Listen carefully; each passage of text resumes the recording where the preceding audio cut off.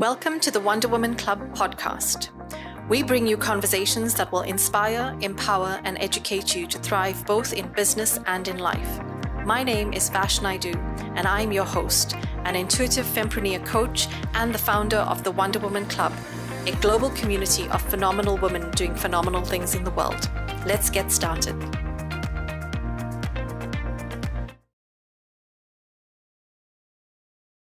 Hi, everyone, and welcome to the Wonder Woman Club podcast. Today, we have a very exciting guest. I'm personally excited to talk to Mahita, who is a fountain of so much knowledge. She is a psychotherapeutic counselor, a life coach, and she also specializes in photosynthesis psychology. So that's a whole mouthful, Mahita. I'm so thrilled you've joined us today. And I would love for you to tell us a little bit about your journey. I know you started your life in Lebanon. So tell us a little bit there, and then we'll go into more detail about everything else.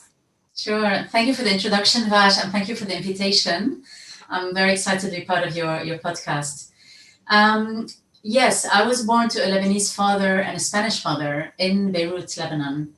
And my father's side of the family is very artistic. My father was a painter himself. He passed away 2 years ago. We have a lot of musicians and artists in that side of the family. And my family's always been quite dispersed, primarily because of the war in Lebanon. That had a lot of people leaving Lebanon for safety, and also because I'm half Spanish, half Lebanese. So my life has been really spread about across the globe. I've lived many years in the UK, in London. I've lived in Spain, in Tunisia, in the UAE for many, many years, in Germany, and in Cyprus, and most recently in Spain. So I'm currently based in Madrid, in Spain. Yeah. And I know your journey, you started in all these different countries, but you also started your career in a very different field. So tell us, what was that like, and how did you get to this place where you are right now? Because it's very different. It is indeed. Well, my journey started, my academic journey, let's say, started in history and archaeology, actually. I wanted to be in the creative arts from the beginning, but my parents didn't think that I was convincing enough, that I was ready. And I went into university at a time where the Lebanese civil war ended, and we were back in Lebanon at the time. And there was a beautiful movement of excavation and conservation of the country that was taking place. So it was an incredible archaeological movement. It was very, very exciting. So I went to study that. And then I ended up excavating under the green line that separated West Beirut from East Beirut, which is my city. Wow. So it was a very, very interesting and touching moment to be involved in that. After that, I graduated and I moved to the UK, to London, where I got into the arts immediately. And I worked in generally always international cross-cultural arts, always around, changing the image of some misunderstood cultures. And then also moving to contemporary arts, but again, always to do with misrepresented communities. So I worked in many, many arts organizations. And then I moved to the Gulf. I mean, I did lots of projects around the world in the meantime, festivals, a lot in what used to be called world music, so music from non-Western background, let's say. I worked on it's 25 plus years of experience, In the Gulf, I was involved in developing museums and art strategies. And the idea was to educate this kind of very young population, and to really get an Arab participation in the international art sector around the world. So yeah, very exciting times as well. I still continue actually today to do a little bit of art, a little bit of curating, a little bit of art strategy and consulting. But I have always been, what I describe as a bifocal person. I've always looked at the surface and the depth in people and in everything. It's something that runs in my family. My parents have always been quite critical thinkers, but also I had an affinity for the human experience. So I've always been quite psychological in my approach to things. And many years ago, 20 years ago, in fact, I actually tried to leave the arts and move to psychology and psychotherapy. And I did my first year in actually psychosynthesis psychology, which is what I'm doing now. But I had to leave it because of personal circumstances. But funny enough, when I left the Gulf about 4 years ago now, I went back into psychotherapy. I put the cultural world to one side, and I'm now fully in that. Yes, so that's how I became a psychotherapist, a counselor, and a life coach. That's such an amazing journey because I can imagine, like, going into something like art and being so involved in, especially like the high level strategy and being involved in bringing the Arab art to the world in a different way. And all of those things are passionate projects. It's not just something you do as a day job. It's really passionate. So I would have asked you, did you give that up completely? Because I personally would have found that quite hard to like set aside that and then move into the space. And I totally appreciate that inquisitive nature around the human experience and not just the surface level.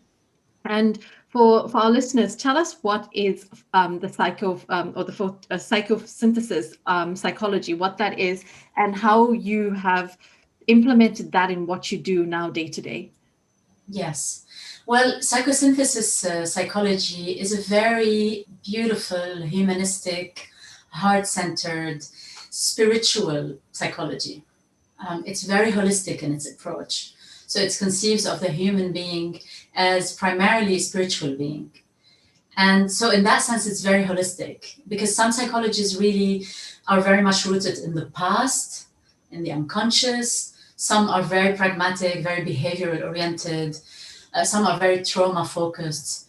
Really, psychosynthesis is really very integrative in that sense. It's rooted in psychoanalysis. So it has, it kind of uses a lot of that, the work of Freud and Jung and that kind of history, but also that spiritual element is what makes it so different, and the holistic dimension as well. So it was founded by an Italian called Assagioli. Um, and it really, some of the practices, some of the models that we use are actually quite Buddhist in a way. Some are very embodied. Embodiment is a very current movement in psychotherapy and in healing nowadays. But it's something that's very also part of psychosynthesis. In the sense that the mind, the body, the feelings, the spirit. These are all dimensions that we work with, all the time with clients. So yes, I'm not sure what else I can say, without complicating the matter too much. But I think that's a good kind of Yeah, starting point. that's perfect. I think, it's just hearing you explain it in that way, it's so encompassing of the spiritual experience. And like you said, sometimes there's that disconnect with different elements to it, like the trauma or the conscious and the unconscious. And I think that's it's super important to know that we're not disconnected beings. Everything within us is actually very connected. And I Yes. love that this is something, I'm so thrilled about the subject, truly. I love that. So Yeah. I know you focus with certain areas that, I'd love to go deeper into. And Mhm. it's all about the self, right? Which is our spirit, our higher self, conscious self, unconscious self, whatever we want to term that, but it's the self.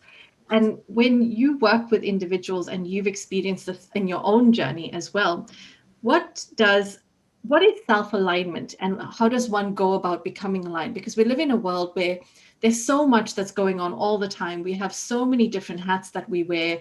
We feel pulled in so many different directions. And the self, what is the self? What is self-alignment and how do we find that alignment? Well, that's a very complicated question, but that is the question. Yes. And it kind of remains a bit mysterious in a way, even if we have a definition for it in our work. The self is, so the belief in psychosynthesis is that we are all part of the higher self. And when I say that, it's not a dogma. So it is not a religion. For example, practitioners of psychosynthesis and even clients who go to be supported by psychosynthesis guides, so either a therapist or a life coach, they can be practicing their own religion, or they can be secular, non-practicing or atheist. So it's not a dogma, but there is a core belief in that practice, which is that we are spirit in matter. And that spirit that is in all of us, you, myself, everybody, is a portion of the self that animates everything, of this life force. And we are incarnations of that. So we come here in this earthly dimension, this concrete dimension, really, our experience is our soul's journey. So there's the notion of a soul's journey here, which is also part of the psychosynthesis narrative, if you like. And this soul's journey is really the story of our life, if you like, how we are born, what we are born into, and what we are born from. So our ancestors, our lineage, our parents, the history of our family, and all the experiences, the light and the shadow in that inheritance. And then our own, what happens with us and what we bring to life here, what we encounter, and how we get over it. The mechanisms of survival that we end up developing from when we were conceived up to a certain age. And then potentially the moment where we come to realize that here I take responsibility for my life. And that's generally when people go to therapy. When they say, okay, this is a chapter, this has been a long chapter of my life. I feel there's something here. I'm up against something. I'm not sure how to move forward. Something needs to be worked out. And for us, this moment is really when the self is starting to itch, to be expressed, to come out, to take stock of all of that inheritance that I've described, and also the moment where we find ourselves. And that can say, okay, this could be a moment of taking stock, taking responsibility for everything, understanding that I've been in a survival mode, because this is what we all do. We come as children, not really having choice, right? Because we do not choose our culture. We do not choose which part of the world we're going to be born in. Are we born in a war zone? Are we born without a land? Are we born within an indigenous culture that is not allowed to have its rights today? Are we born in North America? Are we, all of these things really condition our experience, and we don't choose them. What kind of family are we born into? Are we born to a single mother? Are we born to a very conservative family in a Muslim environment? Are we, what is it? A Catholic family, very liberal environment, a very business-oriented environment. All of these things influence. And then we go into school, we go into a certain type of education, or we don't. All of that, up to a point, and then some of us have the choice to do something around taking stock and starting to make choices around, okay, I will take responsibility. I will heal. Healing, again, it's around the wounded parts of all of that trajectory. And as I do that, I then allow myself to have a choice. And this that I'm describing to you, Vash, is the unfoldment of self. That, it's exactly that. Because self is in the wound as well. And self is, it is this journey of the soul at the core of it. There is self that's trying to be incarnated. So if the healing happens, then the individual starts to really be able to make a choice, to not be in survival mode anymore, be defended, or having to be compelled to live a certain role in order to satisfy the needs of a family, the obligations within a certain culture, etc. So we make choices, and then the moment of self-realization, if you like, starts to kind of unfold and open up and begin. But when I talk about healing, it's not a journey that starts and ends. It's not like, okay, so I do the healing from this moment to that moment over years, let's say, and then I start to self-realize, and then I'm self-realized. It's not quite like that.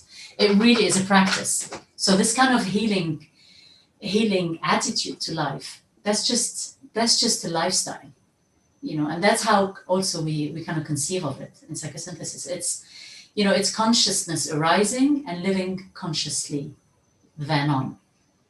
We will always re-encounter triggers and fall back into rabbit holes. All of these things will happen, and new traumas might occur even after a long journey of healing.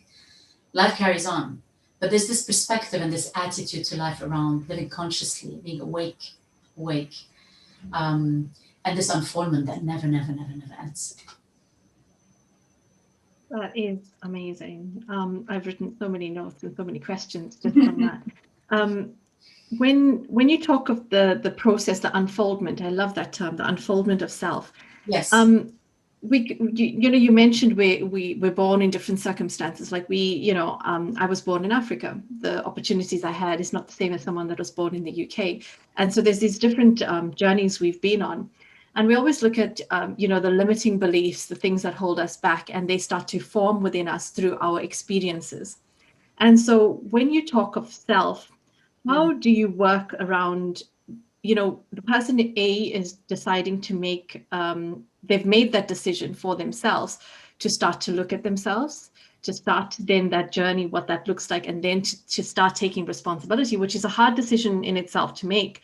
But then it's this whole process of recognizing the beliefs that I have, the cultural, societal, religious, all these different things have been placed upon me, and not because people were being nasty or horrible. It was just the position I was born in my life, whatever that role was. And then what does that look like when someone is going through this journey of understanding how those beliefs have shaped them, and then there's a self-realization part which is at the end of this tunnel. But what's it like through that tunnel? What does that look like? mm. Some of my teachers call it organized suffering. Wow. And the organized part is that we create this therapeutic alliance between the therapist or the life coach and the client. And it is within that space that becomes the organizing container for that accompaniment of this journey. The journey it is beautiful. It is beautiful because you are seeking to connect with yourself increasingly. You are seeking to pay homage as well to your life thus far, and also to connect with the wider context of your existence. So your family, ancestors, your lineage, your culture. There's so much reverence being paid in that process that yes, it can be painful, but it's also absolutely beautiful. And it honors a journey. And it's a moment of really, of reckoning, of taking stock, and of honoring what has made me who I am today. There's a lot of, so a part of it is really painful, emotional. Also, it can be confusing, especially when a person hasn't had therapeutic experiences before or really hasn't gone into depth. At the beginning, it takes time to really settle into this process. So the beginning can feel awkward. It really depends on the individual. It can feel awkward because you might come to the session thinking, what's expected of me? I have to perform. And actually, it's exactly around undoing those conditioning, especially in that particular space. You come as you are with what you're with, and we work it through together. And there's a lot about being with what is, being with it. So it's around learning to hold everything that is who you are, learning to hold the pain, learning to live with. And it's that learning to live with that will stops the repression. It stops the repression. So things stop acting out in your life without you understanding why. Why am I angry? Why do I jump at situations? Why do I disappear socially? Why do I avoid? So, all of these things are just coping mechanisms. So through learning to be with those things, and it takes a little bit of time, we start to embrace. And this is this psychosynthesis part. The synthesis part is around reclaiming those parts, bringing them back, embracing them. So it's not around pushing away or letting go, let go of that, because there's a lot of, let's move on. I'm going to move on. I'm going to let go of things. I want to get rid of that. It's exactly the opposite of that. It's actually, let's go in. Let's go into that. It's telling us something. There's a pattern in your life. It's speaking of something. There's a pattern. The pattern itself is trying to illustrate something for you around what is trying to be healed. That is what the pattern is. So let's look at that together. And the sessions are, how is that process? The sessions are talk therapy primarily, but there's a lot of, every practitioner has a different approach. I call it an art form. We all develop our own practice. And so I bring to it many, many things. We can abstract and stop talking sometimes and do guided meditations. We can use writing. We can do role playing. There's so many things that come into it. And honestly, every practitioner have their own platform and their own art form, which is what I love about that practice. So, and this there's another teacher which calls this as well. He says, because there is a lot of labels, I have PTSD, or I have, I'm bipolar. There's all of these terms that for some people, it might be useful. But generally, the way that we look at it is that, we're all suffering from a broken heart ultimately, and also we're suffering from wounds that have been coming down generations and have not been really confronted and heard. And so, looking at these, like I said, it's a touching thing, but slowly with this therapeutic alliance that starts to deepen, it's really the relationship between the client and the therapist. There's a sense of safety, and that's the most important thing. There's a sense of safety here in this space, and I can slowly bring more and more. And so the conversations become, very profound, very meaningful, and you can start to make changes in actual field. Your life starts to look different. It's there's so many things you've touched on. It's like the Rumi quote, "The wound is where the light enters." And I think only the courageous will step into that wound to see the light. Because it is so easy to repress, and it is so easy to be on that track and not recognize that we need to get off that track to live a far deeper, more meaningful life, because we keep on doing what is expected as opposed to what is required within ourselves to show up and be who we were meant to be, as opposed to the version others expect us to be. Yes. And I'm sure, like you, I have met so many people on this journey. And I don't think people, like I myself have been on this journey, and I have not recognized it as psychology. And I've been on this, and I actually work with people on this journey, not recognizing this is what it is. And this process of the reclaiming, I love that term, because we are reclaiming ourselves. Yes. For those that are listening and aren't actually seeking or speaking to someone and are going through this themselves, what would be your key tips on how to facilitate it for themselves? I know I always recommend people speak to people. If you're a coach, get a coach. It doesn't mean you have to coach yourself. If you need therapy, go for therapy. But we also do a lot of this work ourselves, because that's the commitment. The commitment is to ourselves. So what would you say are good home practices for people to reclaim themselves? That's a really beautiful question, because it's true that a lot of this work can be started, at least, by ourselves. There's a lot of, the main thing that comes to mind is support yourself in that process. So how can you support yourself in that process really depends on the different characters, but there are things like being in supportive environments. So starting to create space within your life. That could look like, cutting out an hour, however long you can, within a day, within a week, that is just for you to just be present to yourself. And that could look very different to different people. For some people, it's going for a run. For some people, it's being in nature, being in my own garden, being with my pet, but literally just me and none of my coping mechanisms, watching stuff, being on social media, comfort eating, watching TV. So trying to avoid escapism. Try to bring presence. And that often is better done, especially in the early stages, with some support. So with a pet, it can be beautiful if you have a pet.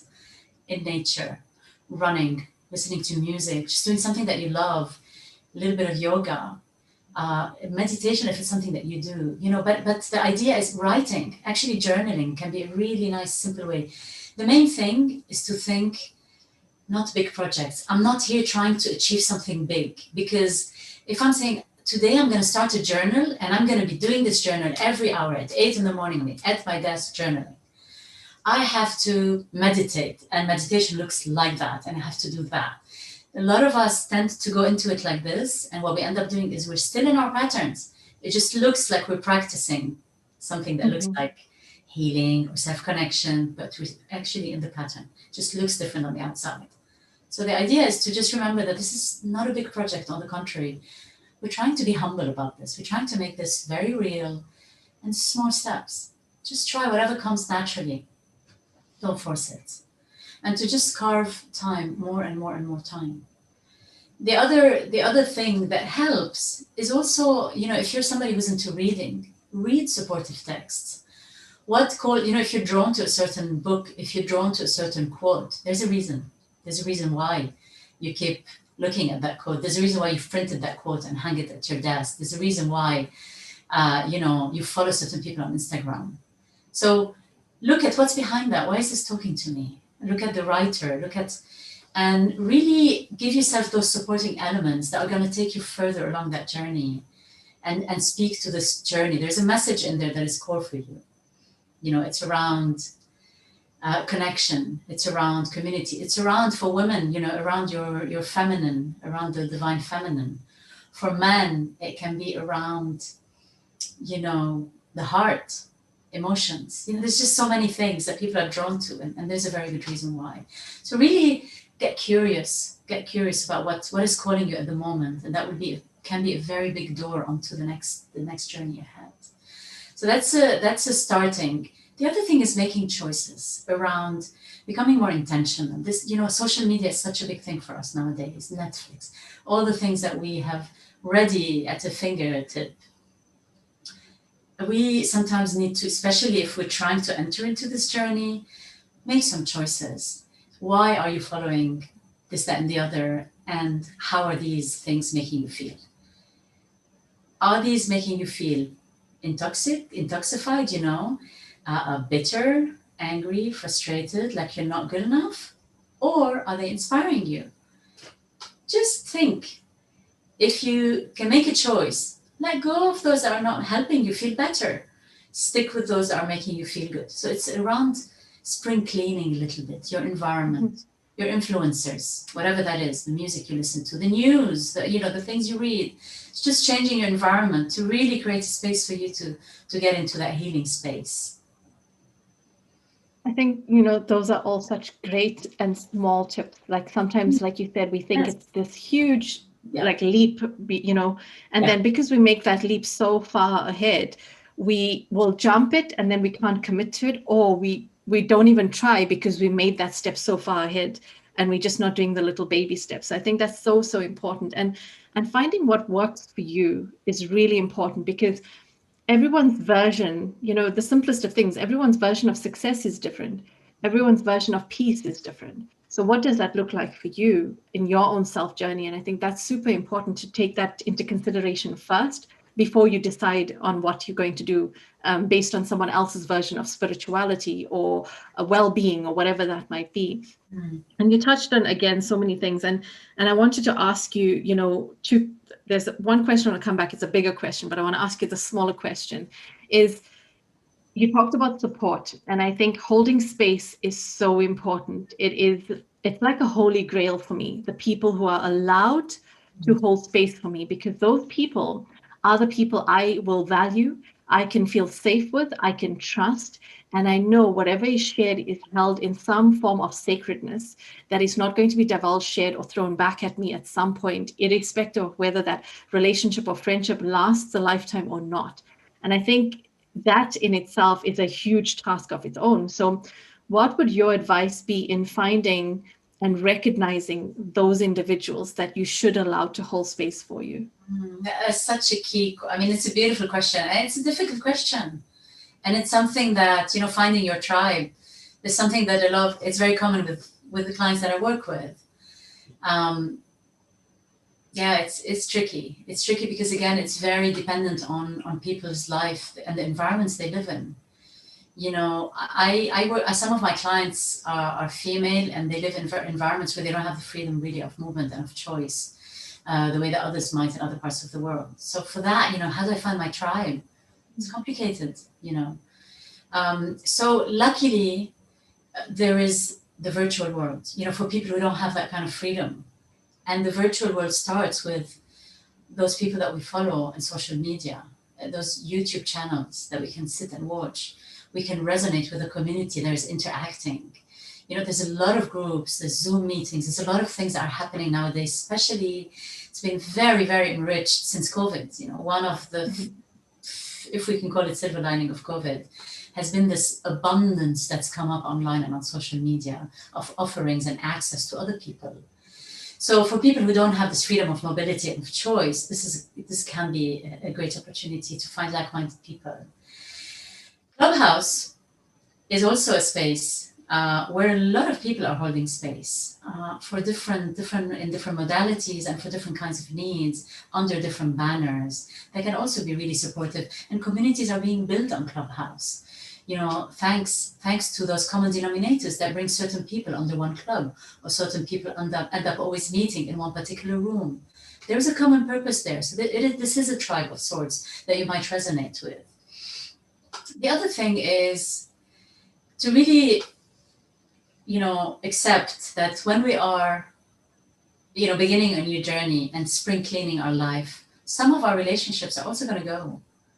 And that is a natural process. And sometimes we might be fearful of that and worry and feel grief at imagining that some of my friendships might go. Am I going to end up without a friend, without a single friend? Because I cannot talk about any of this with any of them. Or because they're so driven and they're just living this completely different life. They're on it, everything's fine, seems to be fine, but I just can't be on that train anymore. I need a bit of a break. It can be quite daunting, but part of the journey is to start to create place for this new tribe. And sometimes the tribe doesn't come before you've created space for them. Mm-hmm. So it's kind of, you have to let go to let the new come in. Yeah. And I really believe in that. There's something around, and I don't want to speak in manifestation because this term is so overly used nowadays. I'm going to manifest this, I'm going to manifest that. It does mean something, but don't want to kind of use it too much. But it literally is around an energetic room. You have to free up some of your energy, some of your time, and some of your thinking from being overly used and maybe for not very useful purposes and maybe not very fulfilling relationships today, to create space for the new, and the new will come in its own time. And sometimes it's okay to have one or two or three people for the time being, for a while. The quality is really what matters when you're on this journey. So that's what's really important. And you'll find your capacity for being patient to meaningless conversations really reduce. Anyway, you really are after meaningful connections and meaningful spaces. And solitude often as well. It's important. I think the solitude part scares a lot of people because it means you have to truly face yourself. Yes. And sometimes we don't want to confront ourselves. And we will intoxicate us with things like Netflix and partying and whatever else that might be, because we're so scared. And sometimes we use religion as well as an intoxicating method, as opposed to really looking at ourselves. And I'm not saying anything's wrong with religion, but I'm just saying sometimes we use so many different things, and it's really calling ourselves out for it. And in that holding space, in that holding space element, I think a lot of the time people don't recognize as well themselves in that space too. So if you expect someone to hold space for you, it is important that you are going to also be able to reciprocate that for that person. Because sometimes we can think this person can hold space for me, but I actually don't want to hold space for them. And that in itself is a sign. If you don't feel like you can hold space for that person and they can hold space for you, it shows you a different sign. Maybe you're not capable, but you still will be that person's friend and you can be loyal and trustworthy. But it's being able to recognize that as well, because sometimes all relationships are a give and receive, and if we aren't aware of that, it's really important. And look at your value structure. It's basic, I think, for me. Sometimes we think, and Clubhouse, we've met on Clubhouse, and I meet a lot of people on the virtual world right now. We're meeting so many people. How do you trust people? Trust is a really important value that we sometimes don't recognize, that before we trust, we should assess.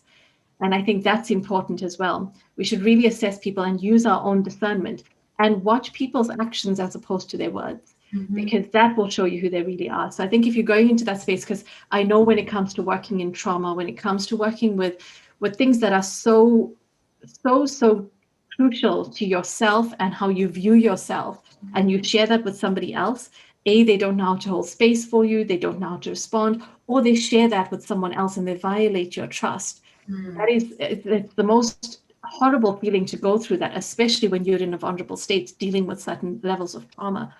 So I just wanted to add that for anyone listening, just really start to assess those kind of things as well, and spend time alone, because you are your own best friend.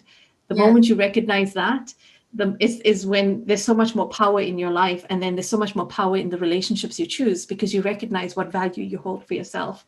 Yes, and Vash, I just want to add one bit because you're absolutely right that it can be extremely daunting, especially if Mhm. you're not somebody who used to have that space, who used to run away from that solitude. And that solitude is not loneliness. Loneliness is a quality of a feeling that you might have, but solitude is just being present to yourself. Yeah, You are with yourself. You're not alone really quite like that. yeah, But it's important to also allow ourselves to take it in small doses because sometimes it can be quite overwhelming at the beginning, especially as if there's a lot of stored things that have been avoided for a long time. So again, small steps, they really count. Small, small. You can go into escapism for a bit. It's allowed as you create this resilience and this window of tolerance. Slowly, we start growing. You really have to build this confidence that, yeah, I can hold myself more and more. But you start small. absolutely. Yeah. And I love that you've added that in because the way we view spending time with ourselves is important. It's not loneliness, it's a choice. Um, I wanted to touch on something that I feel is really, really important. We go through so many experiences and we experience trauma and we're wounded, and nobody is without wounds in this planet. And I think how how would you encourage people to view their suffering and their wounds in a way that helps them to heal? Because people don't sometimes realize that space between the healed and the trauma and what that's like, and they don't know how to view that because sometimes it's like a weakness or I'm not good enough or all these other things come in. So what would your advice be for that space in between and how you should view that space of trauma and pain? Mm. Yeah, again, what a beautiful question. Um, you know, trauma is a word again. You know, effectively and wounding. I quite like wounding because life. I say we go through life and life goes through us, and it makes its mark on us. Joyful marks and painful marks, both. And sometimes we want to speak about this in terms of light and shadow and suffering and joy. But the point is, we are feeling beings, and so we will feel the whole spectrum of feelings. And certain experience will leave a deeper mark on us than others, and this mark might be painful. So painful at times that we'd rather not feel it. And so we repress the memory, we repress the feeling, and we repress it, we repress it, we repress it. But what happens is it acts out. It will show up in life. Unconsciously, it will show up. So, the way that I like to speak about this is that this really is your soul's journey. Those wounds, this is the catalog of your life. This is the story of your life. It's made up of all of this collection of experiences and whichever trace they kept on you. So as long as we are honoring also the light and the beauty and the gifts and the joy and the intelligence that has been in your life so far, we can also allow ourselves to say, and some was also difficult and not so pleasant. And I might have endured uh, abuse and violence from others. And some of my trauma is not only mine, it's descendant, it belongs to my people, it belongs to my family, it belongs to my gender. There's so much that we each hold as individuals. It's important to understand that we're part of a system and we're part of a species, we're part of a generation, we're part of a particular continent, a particular culture. We hold all of this within us. And so when we heal ourselves, we are healing all of those parts too. We're contributing to the evolution of all of that. My healing of my feminine is a contribution to the healing of the collective feminine. My healing of my cultural roots, let's say, to whatever part I can contribute to that healing, is a contribution to the healing of that group. So for me, it's an honor to enter into this journey. Of course, it takes courage, but it's an honor, it's a privilege, and I am making a contribution. So I really like to honor people who enter into this journey and to say, I understand that shame is part of it. Suffering is part of it. Self-judgment will come in, but understand that what you're doing is of service, not just to yourself. So they can be proud of this journey they're on. And this space in between that you speak about, which you're kind of not quite there, not quite fully committed to the healing, it's kind of in between, and where you start to feel this kind of disorientation, because effectively you're letting go of some parts of yourself and entering into a new, yet to be known unfoldment of the next phase, the next stages as you choose to become more conscious and to bring more choice to your life. That space can be quite disorientating. And that is, imagine we have a foot in the past and a foot in the future, and we're in the middle of that. Mhm. Not quite here, not quite there, somewhere in between. That's the journey of becoming. It's a very creative space. Yeah. This is the moment of becoming. So it's to be present to that moment, because and this is what we do in therapy as well. It's to just be in the middle. You don't quite know. I'm not in the wound. I'm feeling it right now, but the past is gone. I'm not the 5-year-old girl that experienced this anymore. I'm not the 15-year-old boy who, experienced war or whatever. I'm not there. But the marks are in me today. I'm looking into the future. I don't quite know what's possible yet. And I'm here. So actually, we just hold the space together. And it's difficult to define that space. This is why support is needed. Support is needed when this kind of deep work happens. I love that. And I think, it's that story of the butterfly. There's a story where a little boy or a person sees the butterfly in the cocoon and that they're struggling to get out, and they're struggling through that metamorphosis process. And this person thinks that they're helping, so they open the cocoon, and then the butterfly emerges, but it can't survive because it didn't go through the metamorphosis process in order to be strong enough. And I think that's what our journey is like. That, when you start to see, I love that you said it's a beautiful process, because I view it that way. And as much, there's a beautifulness in the pain, there's a beautifulness in the suffering. And when you can take that the perceptive to a higher level of seeing it that way, as opposed to holding that perception of why me, why did it happen to me? And it's a really tough space to get from why me to, oh my God, this was a beautiful experience, although it was so painful. It is a process to get there, but it is that metamorphosis process.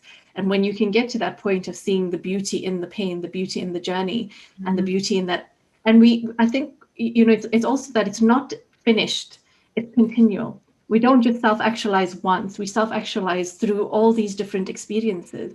Yes. And there's so much beauty in that, because, there's one of the sayings that I kind of like used and changed it to suit me. And it's like, the more I know, the more I learn, the less I know.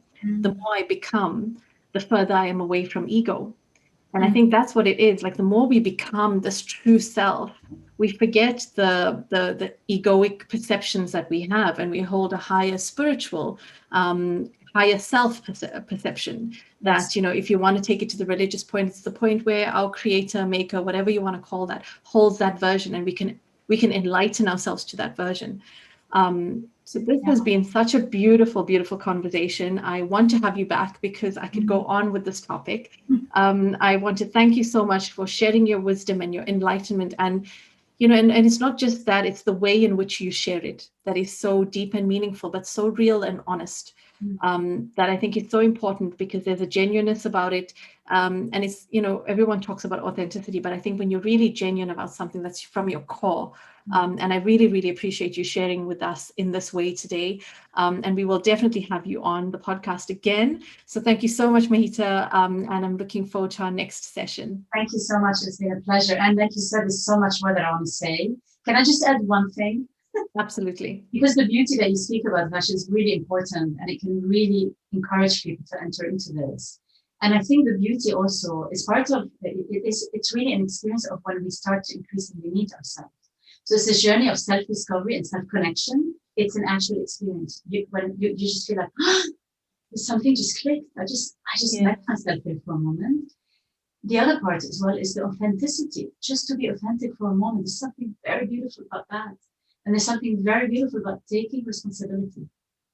Yes, this and this and that, and it's their fault, it's his fault, and that. But what can I contribute? So I just leave with that.